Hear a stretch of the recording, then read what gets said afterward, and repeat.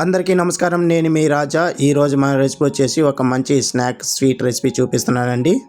అన్ని ఇంట్లో ఉన్న వాటితోనే అప్పటికప్పుడు ఈజీగా చేసుకునే ఈ స్వీట్ రెసిపీని ఒక్కసారి మీరు చూసారంటే అట్టే వెంటనే చేసేస్తారు. అంత బాగుంటుంది, టేస్ట్ కూడా అద్దిరిపోతుంది. పిల్లలు కానీ స్వీట్ అడిగినప్పుడు ఈ విధంగా చేసి పెట్టి చూడండి, భలే ఇష్టపడి తింటారు.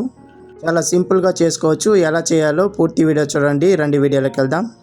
ముందుగా స్టవ్ మీద ఒక కడాయి పెట్టుకొని అందులోకి 1 కప్పు దాకా సూజీ రవ్వ వేసుకోవాలండి. ఉప్మా రవ్వ అంటారు కదా, అది వేసుకొని దోరగా వేయించుకోవాలండి. ఒక 5 నిమిషాల పాటు పచ్చివాసన పోయేంత వరకు నిదానంగా సన్న మంట మీద వేయించుకోవాలి. అలాగే ఇందులోకి 1 టీ స్పూన్ దాకా నెయ్యి వేసుకొని బాగా వేయించుకోవాలండి. చెయ్యి వదలకుండా వేయించుకుంటూనే ఉండాలండి. ఈ లోపల మీకు ఒక చిన్న రిక్వెస్ట్ అండి, ఎవరైతే నా ఛానల్ కొత్తగా చూస్తుంటున్నారో సబ్స్క్రైబ్ చేసుకొని చూడండి. అలాగే బెల్ ఐకాన్ ఆన్ చేసి పెట్టుకోండి. నేను పెట్టే ప్రతి వీడియో మీకు నోటిఫికేషన్ ద్వారా వస్తుంది. ఈజీగా చూసి చేసుకోవచ్చు. ఇంకా మన ఛానల్లో చాలా మంచి బ్రేక్ఫాస్ట్ రెసిపీలు, స్నాక్స్ రెసిపీలు, స్వీట్ రెసిపీలు అన్నీ ఉన్నాయి. చాలా సింపుల్గా చూపిస్తున్నాను, తప్పకుండా ట్రై చేయండి. ఇలా రవ్వ అంతా వేయించుకున్న తర్వాత ఇందులోకి 1 కప్పు దాకా పాలు పోసుకోవాలండి. మీరు కావాలంటే పచ్చిపాలు కూడా పోసుకోవచ్చు, లేదంటే కాయించిన పాలు కూడా పోసుకోవచ్చు. ఒకవేళ మీకు పాలు ఇష్టం లేదంటే 1 కప్పు దాకా నీళ్ళు పోసుకొని కూడా చేసుకోవచ్చు.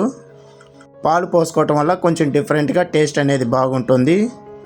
చెయ్యి వదలకుండా దగ్గర పడేంత వరకు ఫ్రై చేసుకోవాలండి.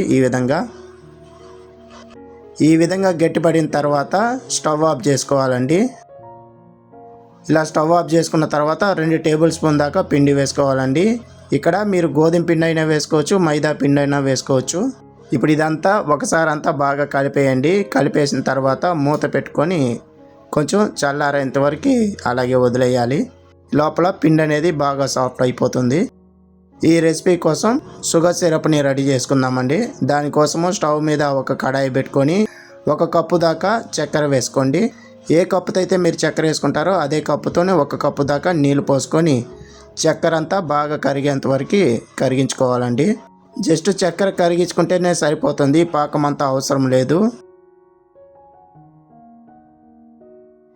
ఈ విధంగా చక్కెర అంతా బాగా మరిగిన తర్వాత ఇప్పుడు స్టవ్ ఆఫ్ చేసుకొని పక్కన పెట్టుకోవాలండి. మీరు ఈ రెసిపీని చక్కెరతో అయినా చేసుకోవచ్చు, లేకుంటే బెల్లంతో అయినా చేసుకోవచ్చు. మీకు ఇష్టం వచ్చిన వాటితో మీరు చేసుకొని తినొచ్చు, చాలా బాగుంటుంది. దించిన తర్వాత 1/4 టీ స్పూన్ అంతా యాలకి పొడి వేసుకోండి. యాలకి పొడి వేయటం వల్ల టేస్ట్ అనేది ఇంకా అదిరిపోతుంది, మంచి ఫ్లేవర్ ఇస్తుంది. మీ దగ్గర యాలకి పొడి లేదంటే ఒక 4 యాలక్కలు దంచి వేసుకోండి. ఇప్పుడు పిండిని చూసేసుకుందామండి. చూడండి ఎంత బాగా సాఫ్ట్ అయిపోయిందో. ఇప్పుడు మనకి గోరువెచ్చగా ఉండాలండి, మరీ ఆరిపోకుండా గోరువెచ్చగా ఉన్నట్లయితే ముద్ద చేసుకునేదానికి చాలా బాగుంటుంది. చపాతీ పిండికి ఎలా కలుపుకుంటామో అదే విధంగా రెగ్యులర్ చపాతీ పిండి కలిపే విధంగా కలుపుకోవాలండి. ఈ విధంగా ఇప్పుడు ఈ పిండిలో కొంచెం కొంచెంగా తీసుకొని మనం షేప్స్ అనేది రెడీ చేసుకుందాం. నేను ఇక్కడ వచ్చేసి బాదం షేప్ లాగా చేసుకుంటున్నానండి. బాదంకి ఎలా చేసుకుంటామో అదే విధంగా చేసుకుంటున్నాను. మీకు ఇదే షేప్లో చేసుకోవాలని ఏం లేదండి, మీకు ఇష్టం వచ్చినట్టు వాటితోనే చేసుకోవచ్చండి. మీకు కావాల్సిన షేప్లో మీరు చేసుకొని కూడా తినొచ్చు.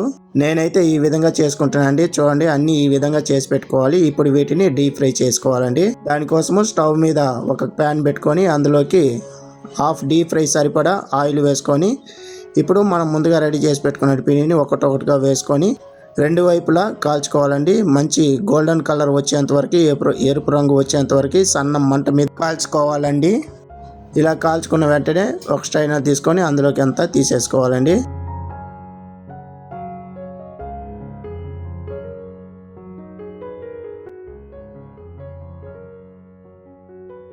ఇలా తీసుకున్న వాటిని మనం ముందుగా షుగర్ సిరప్ రెడీ చేసి పెట్టుకున్నాం కదా, అందులో వేసుకొని ఒక 10 నిమిషాల పాటు అలాగే వదిలేయాలి మూత పెట్టుకొని. అప్పుడు చక్కగా నానిపోతాయి. 10 నిమిషాల తర్వాత తీసి చూపిస్తున్నాను చూడండి, ఎంత పర్ఫెక్ట్గా నానిపోయాయంటే అంత పర్ఫెక్ట్గా నానిపోయాయండి. జ్యూసీగా నోట్లో వేసుకుంటే వెన్నలా కరిగిపోయే ఈ స్వీట్ రెసిపీని మీరు కూడా తప్పకుండా ట్రై చేసి ఫీడ్బ్యాక్ నాకు చెప్పండి మీకు ఎలా వచ్చిందని. అలాగే వీడియో నచ్చినట్లయితే లైక్ చేయండి, షేర్ చేయండి, కామెంట్ చేయండి. మరిన్ని వీడియోస్ కోసం నా ఛానల్ సబ్స్క్రైబ్ చేసి పెట్టుకోండి. ఇలాంటి మంచి మంచి రెసిపీలు నేను మీకు చేసి చూపిస్తాను. ఈ వీడియో పైన మీ అభిప్రాయం చెప్పండి. మీకేమన్నా డౌట్ ఉన్నట్టయితే నన్ను అడగండి, తప్పకుండా రిప్లై ఇస్తాను. మళ్ళీ వీడియోలో కలుద్దాం. ధన్యవాదాలు.